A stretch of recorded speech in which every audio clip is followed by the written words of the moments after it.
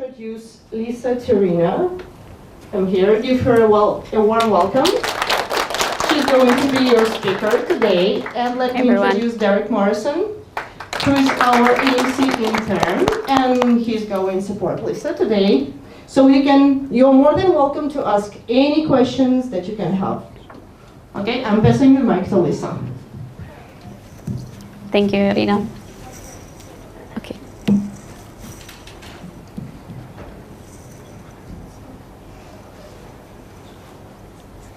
So how's everyone doing today? Packed house. This is great to see so many people in this space. Thank you.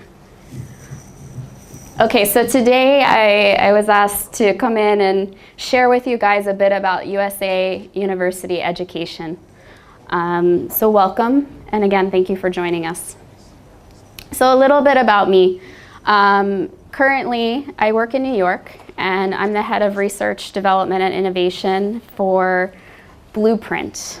And Blueprint, you've probably never heard of that brand. Anyone heard of Blueprint? No. How about my past life? Has anyone heard of McCafe?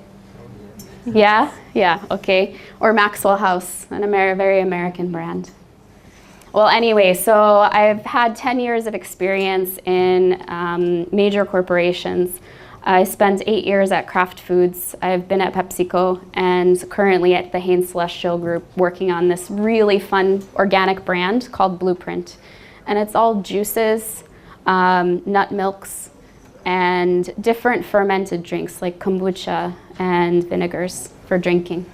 So anything you can drink, I've worked on it from a formula development perspective.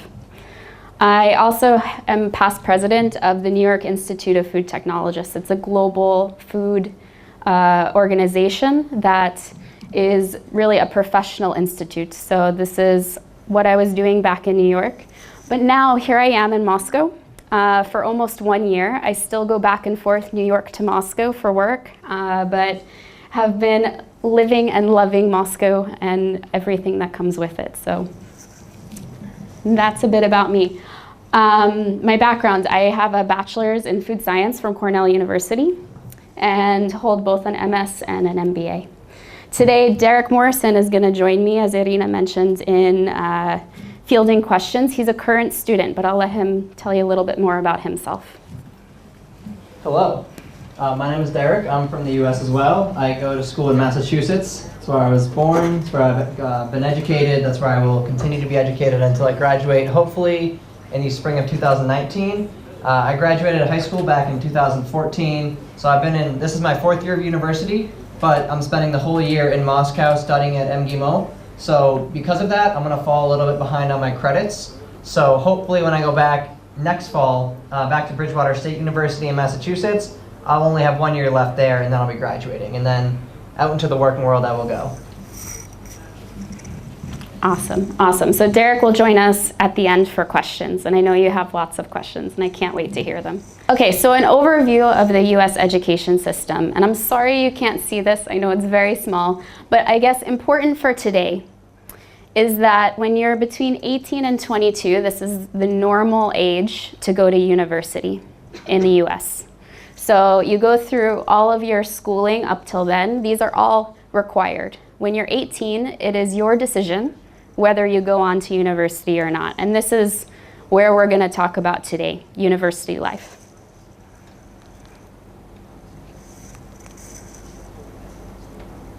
So this is just a little cartoon about the complicated process of going into university. And it says, if you can't read it in the back, it's a counselor in your high school saying, have you started looking at colleges yet? And there's a full maze in front of the students. So it's a very complicated process, even for an American.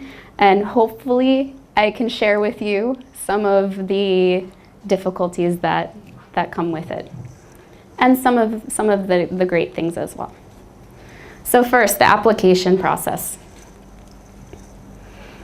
So first and foremost, you're going to go on a hunt. You're going to discover what is important to you for which university you go to.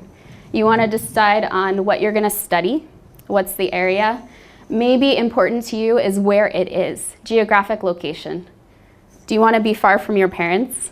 Do you want to be close to your parents so they could do your laundry? But seriously, is it warm? Is it cold? Is there snow? Did you dream of going to a big city? Do you want to be out in the middle of a cornfield? So where would you like to go experience your college education, and who do you want to be around? You want to consider the prestige and the rank of the university versus your academic ability. Very important. What are the requirements for each school? What's their acceptance rate? So what are your chances of getting into that university? And because of the cost of education in the US, I think it's important now to look at their job placement rates.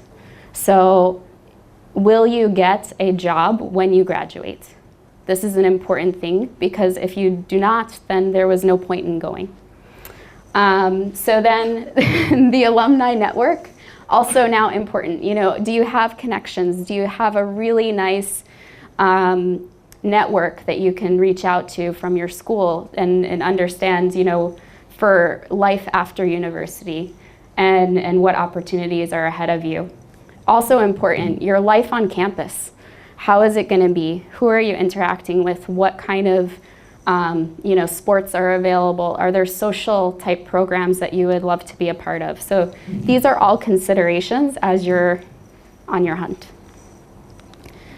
So from there, you're going to make a list of the universities, but a note on prestige. So these are the top universities in the US by US News and World Reports. So this is one of the most, I would say, looked at lists for best and top universities. So for 2017, so some of you can read it, some of you can't in the back, and I apologize. But what do you think are the top universities? Just being from Russia, being from Moscow. Just say a couple that you've heard of that you think are very prestigious. In the US, yeah.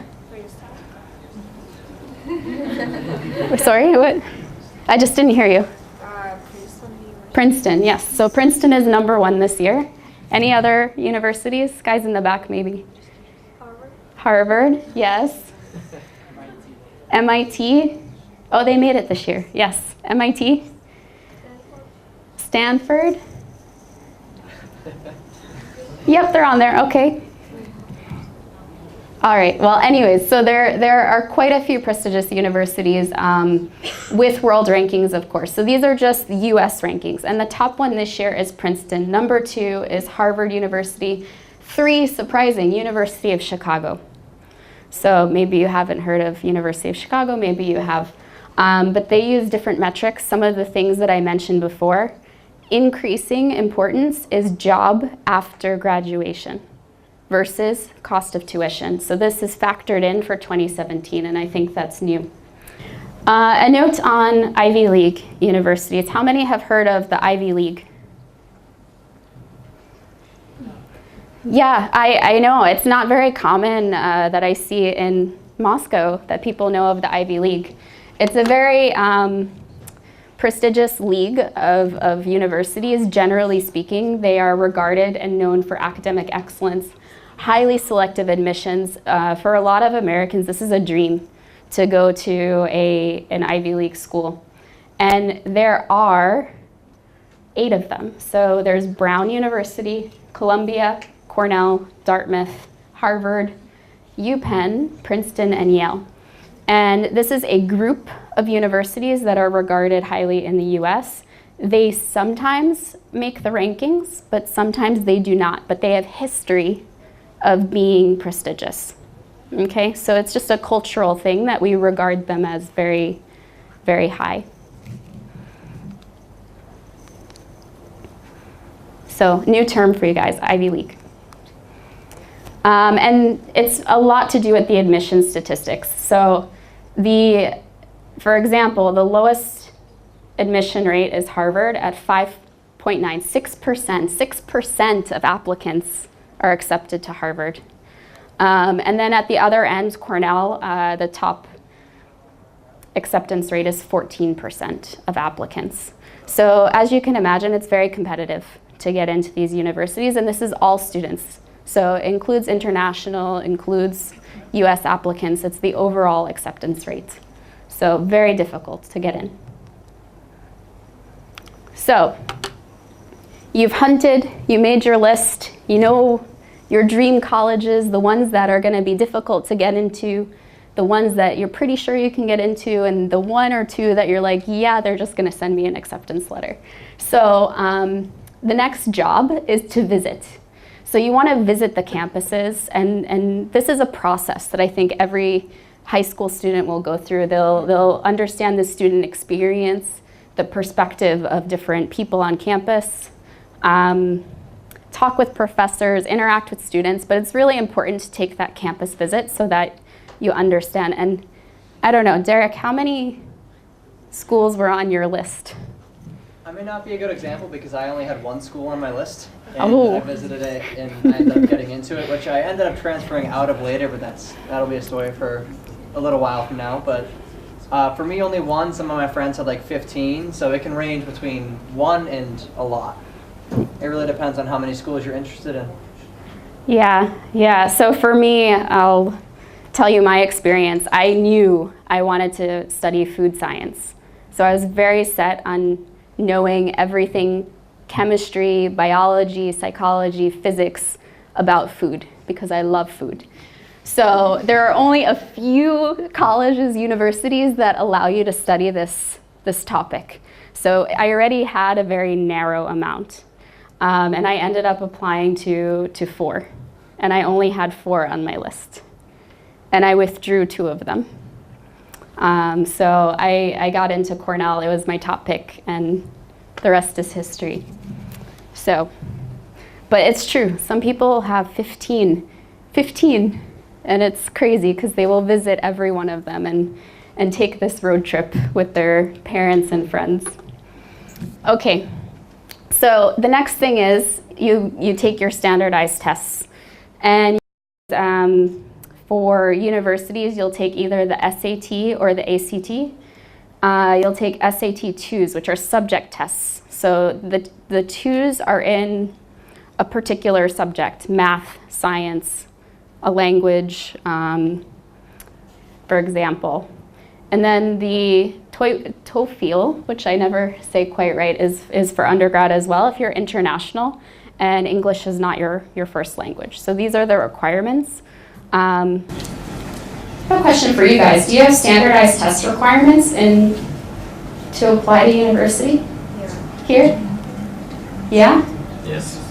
Would you tell me? I have no idea actually. Yes, I have. Yeah? Yes. So what is the test requirement? It's one.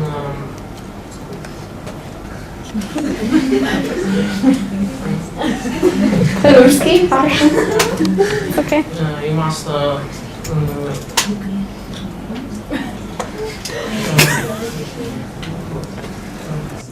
You have passed. Yes, you have passed Russian, mathematics, and one lesson that you have chosen already, something like informatics or history or chemistry, and by this you go to the center to the university. Okay, excellent. So similar. There's a standardized test with, yeah, it's okay. It's good. It's very similar. And then, all right. So that's the undergraduate university program. What I have here also is GRE. This is a graduate required test if you go on to higher education, graduate school. It's math and English as well. If you go into business school for an MBA, you would have to take your GMAT. There's also for law school the LSAT, and if you go to medical school, there's the MCAT.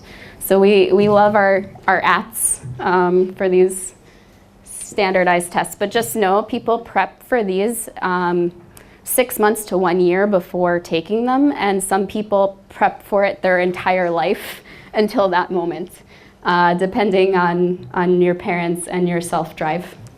So the cost of applying, college applications, university applications. you come up with your list of universities, and then you should know that applications cost between nothing, which not usually the case, up to $90 per application.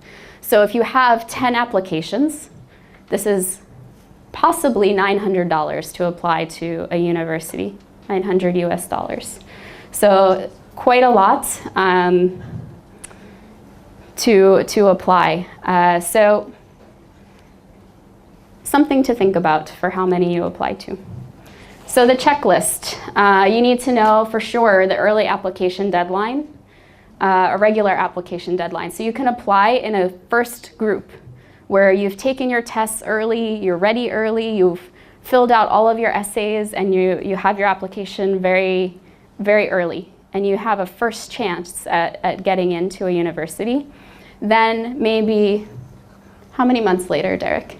Usually, like, you apply early, usually by November, and then you hear back by about February. I think is usually how it goes. I was not diligent enough as a student to apply early. I just did regular, so I don't really know.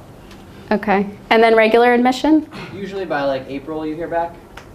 Okay, okay. Yeah, March or April. March or April, yeah, sounds about right. So some universities require you to submit a portfolio. So like for art school, for example, you'll submit a portfolio of all of your work that you've done either in photos or in your actual pieces you will ship over to the university. Depending on what you do, music school, for example, you would probably record yourself playing for your admission application. So there's more to the application than just writing an essay. I want to go to Harvard, please, thank you. Best wishes, Lisa. So you need some letters of recommendation as well from your teachers, maybe a counselor, someone in your volunteer work that you do as a high school student, someone you work with. And then you probably want to have some pretty interesting essay topics. These admissions boards read thousands of applications, so you for sure want something to stand out. This is a timeline, forget it, we just spoke about it. So tuition cost. And this is what I was saying earlier, the cost of tuition in the US, it's quite a problem right now. And I think we haven't figured it out yet in the US on how to solve this problem. But it's quite high. Depending where you go, it can be between $5,000 and $60,000 US dollars per year. So quite expensive. There's public universities and private universities. Private universities are usually more expensive. And for example, the top university, Princeton, as we discussed for this year, costs $42,000 US dollars. If you add in your dorm room, your boards, and any kind of fees combined, it will be close to $60,000 per year to go to Princeton University, 4 years. You're almost $250,000 in education. So as I said, quite expensive. You need to think about it. Okay, so to help with that expense, there are scholarships available. So a scholarship, do you guys have scholarships as well? Programs to apply to? I see some eye rolls like I apply to them every day, Lisa. What are you talking about? So these are some money from different places, government or different companies or something where they will fund your education. So I would say this is something to consider. Are leaving in debt. In fact, yes. In the past 20 years, the average student debt has more than tripled and now tops $30,000. Jill Schlesinger has tonight's Eye on Money. I'm actually going to hear the pizza, Mom. Living with his parents in Verona, New Jersey is not what 23-year-old Anthony DeCandia envisioned after graduating from college last year. But then again, he didn't envision being $80,000 in student debt either. Obviously, I love my family, I love the free food, and I love my dog. but I'm just ready to move on and live on my own. And it's just tough because with these loans and all these debts that us millennials have, we can't. DeCandia's story is one of more than 75 million other millennials juggling debt and economic uncertainty. Anna Maria Lusardi is a professor of economics at the George Washington University School of Business. Millennials are disproportionately more likely to start their economic life in debt and also carry higher amount of debt than previous generation. Consider this. For the first time, more millennials are living with parents than with spouses or partners. And since the recession, young adults have been slower to buy homes. For sure, it's an issue, the cost of education. So I know it's a big consideration as we talk about the hopes and the American dream. I feel like the education system maybe needs a little bit of help as well. It's not all, optimism here. But here's some loan rates, which probably are a little bit interesting versus Russian loan rates. So the cost to borrow from a bank, from the government, could range from 4.5%, 4.5%, all the way up to 7%, depending on the type of loan that you qualify for, and if you're in your university education or your graduate education. So the basis of comparison, something you should look at is always the US 10-year Treasury bond rate, which is 2.4.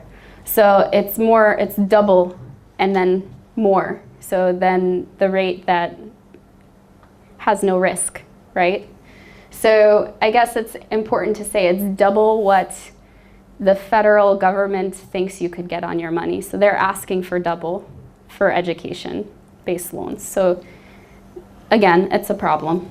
But anyway, we'll put that to rest. So assuming all of these things, you have your list, you have your colleges, you got accepted, and it should be a pretty exciting time for a US student to do so. Hey guys, what's going on? It's John, and today is a very long-awaited video, which is me telling you guys where I'm going to be going to college next year and how I made that decision. First off, I just want to thank you guys for all the words of encouragement you left me in my last video. It was really cool to see everybody's reaction to where I got into and hear what everybody had to say. So throughout the month of April, I have been narrowing down my college list to a few schools, and then ultimately I had to choose one, which is what I did a few days ago. I waited a pretty long time to make that decision. So if you guys saw my last video, I was admitted to 11 out of the 13 schools I applied to, which was a really big surprise. I wasn't expecting to get into the amount of schools that I did, especially some of the ones that I did get into and some of the ones that I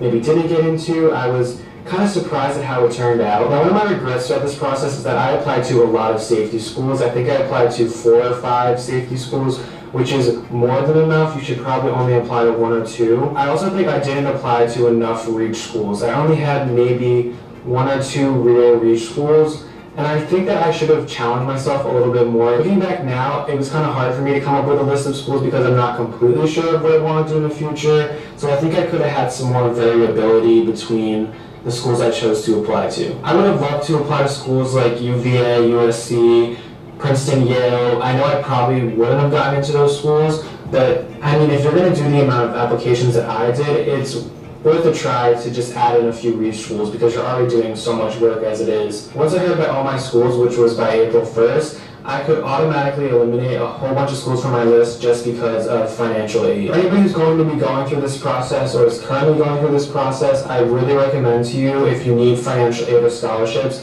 to really look into the policies at every single school you're applying to. For example, some of my schools said that they meant 100% financial needs. To the last minute. Thought, all right, that's great. I should 1 minute, definitely last minute. apply because they're going to figure out how I could feasibly afford to go to this school, right? But what I didn't know, and now I know. Yeah, you can see all this to say, it's okay. All this to say, it's a process. It's an emotional process, and it takes a lot for students to apply and go through this. It's very stressful.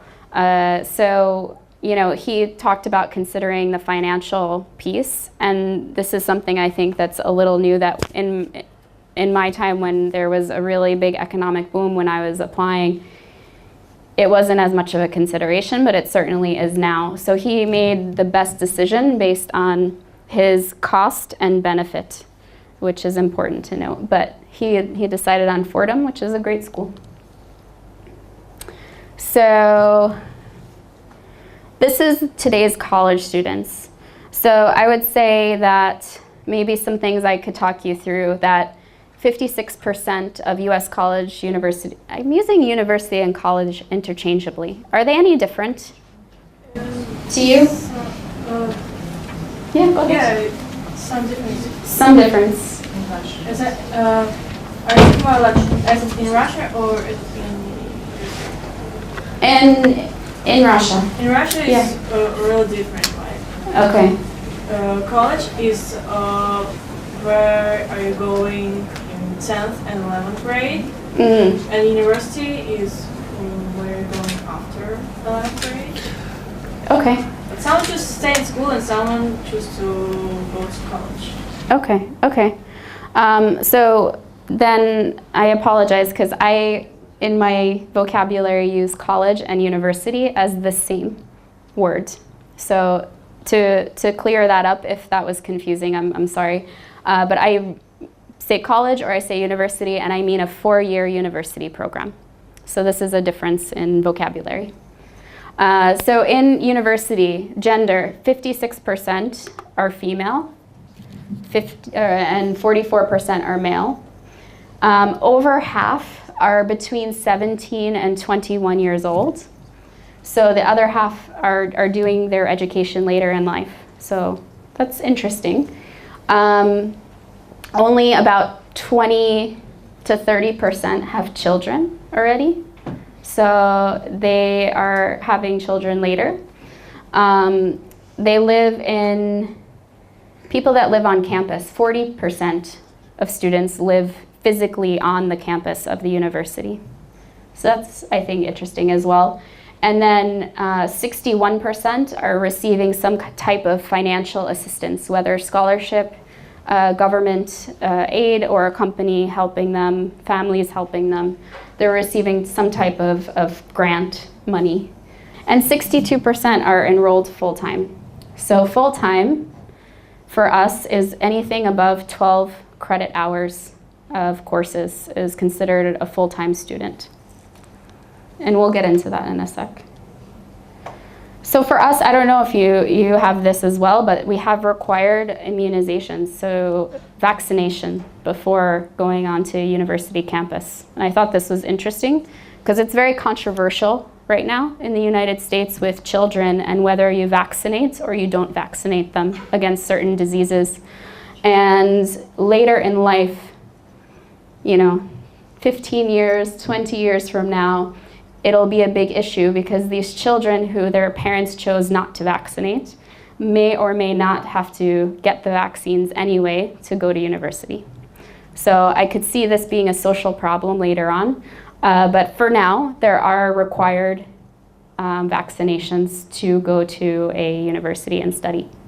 Is that required in Russia too? Do you need certain vaccinations? You've gotten into your school, you've decided, and you're packing for your dorm life. So dorm life looks something like this on top. So if you're gonna live on campus, you most likely will have a roommate, and you'll have very limited space in terms of your room. So you're gonna pack all of this from the car into that space. So this is quite a common ritual that college, university students go through as they go out to their dorm life. And they'll have a roommate, right? So you have all of this stuff and you'll be right next to each other at times when you're studying, and this is very common for your dorm life. Is this similar to what you guys see? Yeah, but also we have rooms where 4 people live. Yes. So different campuses will have different things. There's a single, a double, 1, 2, 3, 4 persons. I've seen 5. It's not pretty. So yes, so you'll have to learn to adjust to having a roommate. You don't have your own room anymore. And socially, this can be quite an adjustment, as you guys probably have experienced. Fall academic schedule. So if you had a fall semester, autumn semester, you would go from August 22nd until the end of exams, December 14th. This is one example of one university academic schedule. You would have a couple of holiday breaks. In the US, of course, we have Thanksgiving in the middle of that. And for your study period for exams, you have 1 week after the last day of class to study. Okay? So no class for 1 week.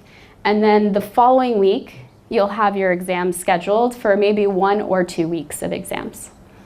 So Derek, I don't know what you guys have. This is Cornell University, by the way, because I have the most familiar experience with that. But what do you guys have? With mine, we usually start like the second week of September, and we finish a few days before American Christmas. And we usually don't have the week break. We usually have the last day of class will just say be December 15th, we'll have a day off, and then December 17th we'll start exams. And then those last for about a week. Yeah, do you guys have a study period where you don't have class before exams? Not always. Not always. Okay. And it sounds like for us, not always also. So this is something that some universities have and others don't. A course schedule example, I just have this up, just to say that you might have some morning classes, some night classes, some in-between classes. I was talking to Derek earlier today about how on my campus, it's so big that it could take me 45 minutes to walk to the other end of the campus for another building. But there's other universities where it's literally, it's across like a small park, and that's it. So you probably 5-minute walk to class. So it depends on which university you're at. So it's strategy for your schedule. Anyway. So, yeah. So this is a day in the life of a freshman at Harvard. So this is a first-year student at Harvard. I thought it would be interesting to see.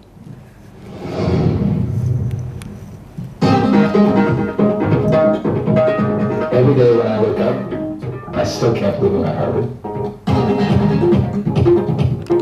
Like every freshman, I get to live in Harvard Yard. And I get to eat breakfast in Annenberg Hall. What's up, you guys? I really enjoy my freshman seminar, The Evolution of Aging. It's just me, 15 other students, and a faculty member. And I get to work directly with my professor on research projects.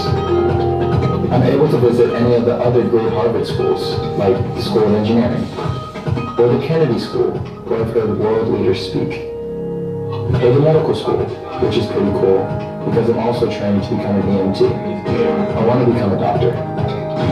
Every day, I get to hang out with my friends and try something new. Harvard is one university with a million things to explore. And I'm glad I've got the next 3 years to try them all. My name is Anthony, and I'm from Tucker, Georgia. So a couple of things once you're on campus. So different campuses, of course, they have different buildings, different architecture styles. So you'll see things very modern, very kind of Gothic era, very, stone buildings. You'll see new glass buildings. So it's not a very universal thing. The buildings look all very different. This one in the bottom right corner is the Bill and Melinda Gates building. So this is a building they sponsored for university education, where you would study not just one major, but you could study, for example, both engineering and art and merge them together. So their vision was that you would have a hybrid course of education. And it's in this building. You don't have permanent, it's not the building of finance or the building of mathematics. You must apply as a student and as a professor to have space in that building, that you're doing something innovative. So a very interesting trend in universities that they're creating space for this type of innovation. So I thought that was neat. Lecture halls can range in size. You heard the guy at Harvard with 15 people in class. I've been in this, this hall, Bailey Hall, and it seats, well, when I was there, it was almost 2,000 students in one lecture. It's like, how can you learn? But you do, you learn. So I took Psychology 101. It's a very famous course at Cornell to take as an elective. And it was nearly 2,000 students. Now they renovated and it's 1,324 students. So still quite a lot. But anyway, you can see it ranges in size between very big to very small. Some of my classes were 10 people. So 10 to 2,000. Okay, the next thing, campus life and dining halls. Well, first of all, how big are your classes? Or it depends. Like this one? This is one class. No. 3 classes. Okay. So maybe 20. 20 in a class about? Yes. Is that normal? Yes. More or less? Small classes, not 2,000. No. Okay. Yeah, my organic chemistry class was 900. Yeah. Unusual, but it does happen. So, okay, so 20 seems right. Okay. Campus life. So there's dining halls, some very rich in history in terms of the feel and the ambiance. Some are very modern and new with all glass and windows. Some are, different times and different looks to them. So this is a place, to meet friends, and there's this thing where you have a meal plan as part of, or you can include it in your tuition, where you have a card and you just swipe and you can eat whatever it is you want in the dining hall. So I don't know, you guys, is it a similar situation? No. Okay. So this is something for efficiency. When there's so many students, you have 30,000 students, you have 10,000 students, you have however many students on a campus. I guess they found it very easy to take a card, swipe it, and you keep walking. And you take whatever you want. So you don't have cashiers with queues and people. So it's part of this. And I think this is part of the reason, if you guys have heard of the freshman 15. Do you know about this? Pounds, 7 kilos. Okay. So it's pretty common for someone to start their first year, and when they come home, they are now 7 kilograms heavier, mostly because of this, and also campus life and the things that happen socially. So, yeah. So this is an example. So this is on the right. This is my walk. Imagine from one end to the other, it's 45 minutes. That is Cornell campus. And then on the left, I believe this is Purdue. And it is one part of Purdue. So I'm saying like one university could be this small or this big. So there's quite a range in size. How big is your university? Is it one area or is it spread throughout the city? 3 areas, different parts of the city. Yes. What is the longest travel you guys have? About 1 month. 1 hour. 1 hour. By metro? Yes. By metro. Okay. So quite far. This, sometimes when you're in a city, yes. So like NYU, New York University, you'll have different buildings in different places, and you would take the metro in between the buildings on campus. And so this sounds pretty similar. Yeah, these are all compact in one spot. So it varies. Sports and events. So I mentioned part of campus life. You'll see different sports arenas, different programs you might be interested in. So this is important for some people to be a spectator, to watch the football games or to watch an American football games. Up in the top left, this is Michigan State University. To be a part of, a lively ice hockey rink and to be there like cheering on, yeah.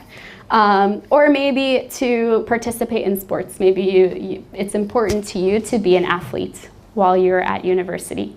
And maybe your scholarship is also based on your being an athlete. So this is an important part of your campus experience.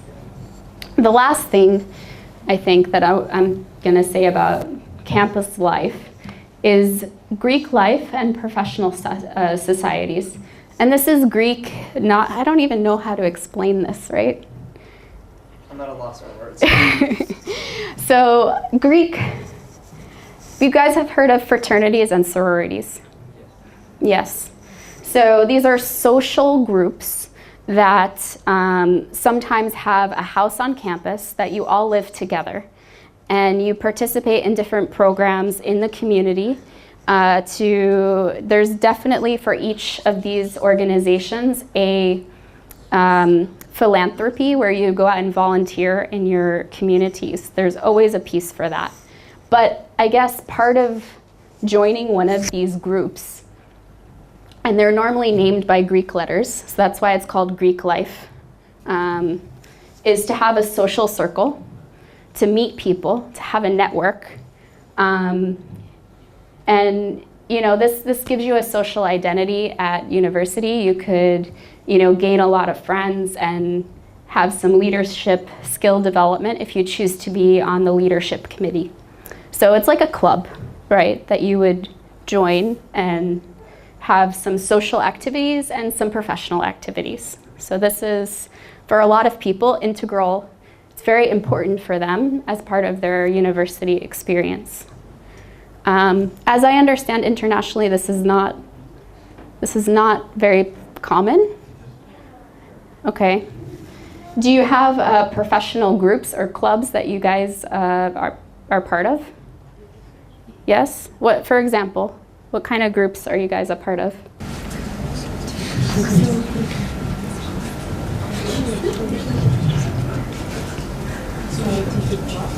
Scientific clubs, okay. It's not a society, just Societies, okay.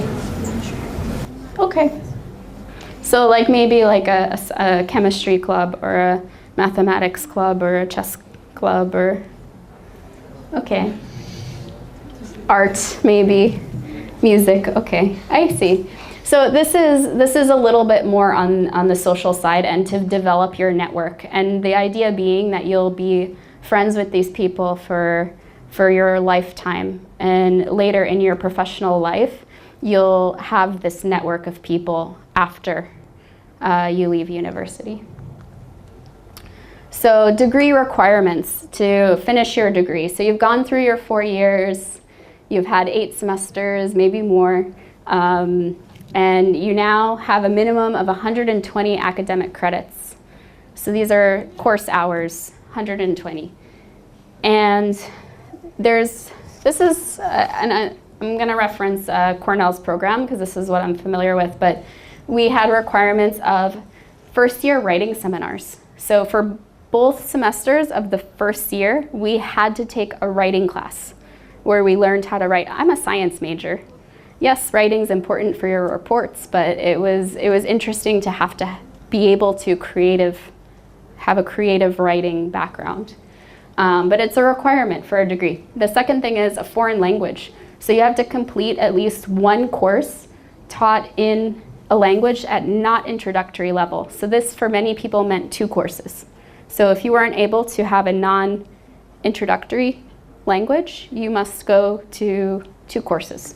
A foreign language of your choice, Spanish, German, Russian, anything that you would want.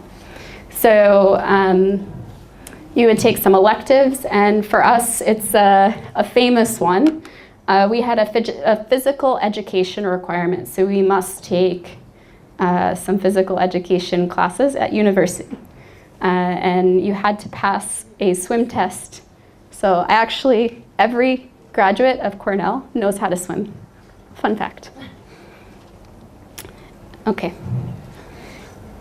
And we're gonna skip that. And then at the end, we have a tradition of a convocation and a graduation. So convocation, there's usually a speaker, someone who's very well-known or very impactful as a speaker. So I know Rutgers, maybe last year or 2 years ago, had Barack Obama as their speaker.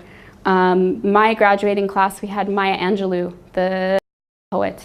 So they will usually bring in someone who's very, well-known or has something great to say to pass on these words, these inspiring words to the graduate class. Do you guys usually have a speaker like this? So it's usually a very inspiring talk, and I think it's a really nice thing to do.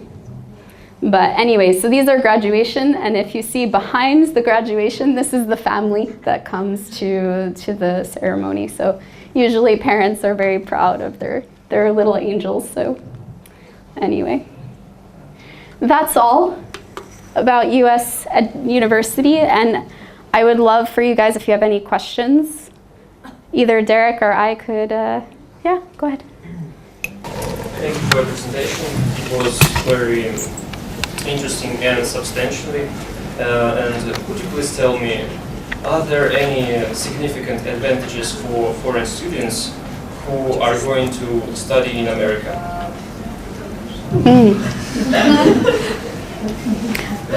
I think yes, but anyway. Advantages in the application process? Yes, yes.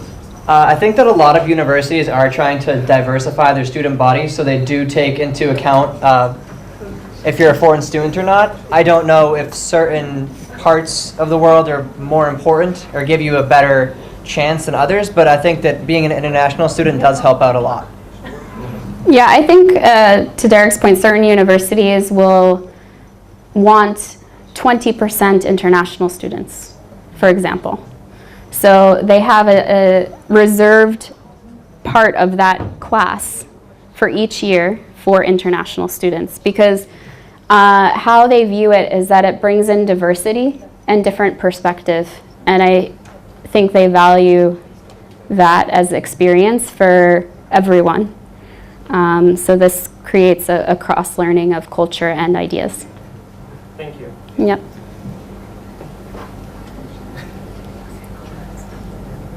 Any other questions, guys? I have a question about exactly about studying and not process of application. I mean, are there some unnecessary subject maybe? Because we in our universities sometimes have a lot of subjects which we don't need in our future. Everything is valuable, but maybe not direct. Okay, continue. So that's why are there some unnecessary subjects, especially for you? You said that you job now have something in common with blueprint and food expert, yes. But during your education, did you have, for example, subject like literature or maybe something else? Yes. There's a lot of classes you take that you will wonder why you were there. A lot. Like the first 2 years for a lot of people. It's the same. Yeah, I mentioned, creative writing. Although I do write creatively daily in email to my colleagues, but something like this, or I took for my physical education a bowling class. So I learned how to bowl in university, but this is not applicable obviously to my day-to-day life. Also, I learned about math writing, so how to write for mathematics. I must have been asleep when I signed up for this class, but yes, so it's the same. It's to make you, in the defense, well-rounded and a thinker. So I think that universities want you to come out of your education with something more than chemistry. so that you understand different subject areas, so you're more well-rounded as a person. Does this help? Maybe? Thank you for your answer. I understand. I will come up with a new question. Okay, sounds good. Yes, go ahead. Thank you for your very curious and interesting lecture. But I have one question for you. Are there some opportunities in your country for lifelong education? Lifelong education? Yes. Whew. Where's my brother when I need him?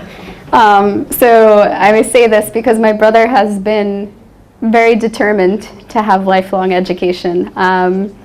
So a bit of a joke, but yes, there are. You can be what they call a postdoctorate. So after your PhD, you may continue to study, continue to research, and if you would like, you can do lectures as a teacher, but you don't have to.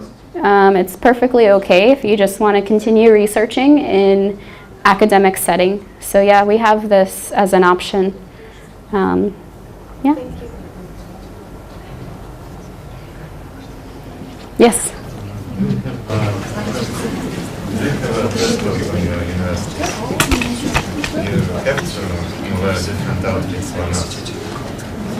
Would you repeat? Sorry, I couldn't hear you. Do you have a dress code in your university? Dress code. I didn't. Some do, but usually not, no. No, and Americans have a very casual dress code, especially at university at an 8 a.m. class. So when it's early in the morning, the dress code is whatever you're wearing. But officially, no, usually not. Yes, in the back. Thank you for your presentation. We always know that there is a very serious problem with employment, and I know that in America there is a program which called Apprenticeship, and it is a solution for the problem of employment or not, and it is popular for American students. Apprenticeship, paid or not paid? Unpaid apprenticeship. What do you think, Derek? I think that apprenticeships are a lot for like trades, like if you want to be an electrician, a plumber, a carpenter. A lot of people that are in the business field or a different field that's not a trade, they'll do an internship, which also it's just like an apprenticeship. It can be unpaid, it can be paid. Generally for college students, I would say they tend to be unpaid, but you can just as easily find one that is paid if you really want to. Yeah, and I think as far as it being a solution, I think it's a step that will allow you to get to the next employment. So, for example, I turn in my resume to a company. Company says, oh, Lisa Tirino, graduated, no experience. Right? This is what would happen. So I think an internship or an apprenticeship will be, oh, graduated, 6 months at so-and-so company, did some pretty cool stuff. All right, we'll consider that. So I think this is where it solves the problem of not having experience, because experience in real life is, your education's important, but the real life experience is where you prove it. So this is what companies look for, and I think it's a step. Thank you. Thank you. Yes? I have one question. Is it possible for students to combine work and study? Do they have enough time? Yes, I do that. Not easy. It takes a lot of time management. It is possible. So I did have a job while I was on university for, 3 years of the 4. So some students will get a job on campus. Like if they live at the university, they can get what's called work study, where they can get paid to work at the mailroom or at just different places around campus working in information technology. But for me, I've lived at home every year, so I drive to school, I'll do my studies there, and then I'll drive home and go to work at night. And I usually work about 20 hours a week in addition to going to class for like usually every day for a few hours, but it's doable. It's definitely doable. Full-time, maybe not. You can. It would be harder. So I worked maybe 15 hours a week, 1-5, while on campus. Thank you. Yes? If you are an international student, how can American education help you to get American citizenship?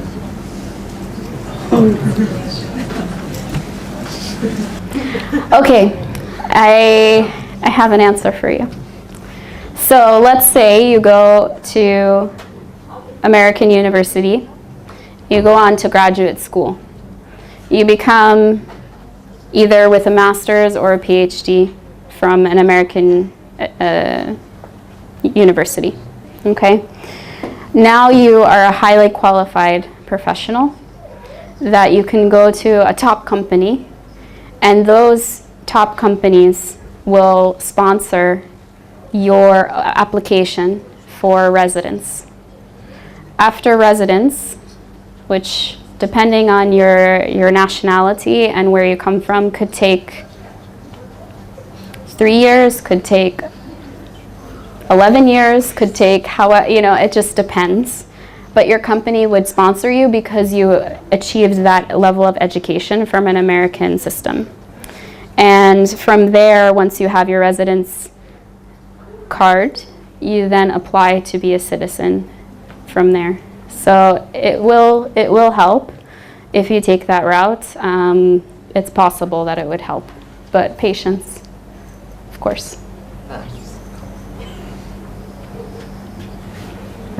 Any other questions, guys? Yes? I have 2 questions. The first one is for you, the second for you. First of all, the first about teachers.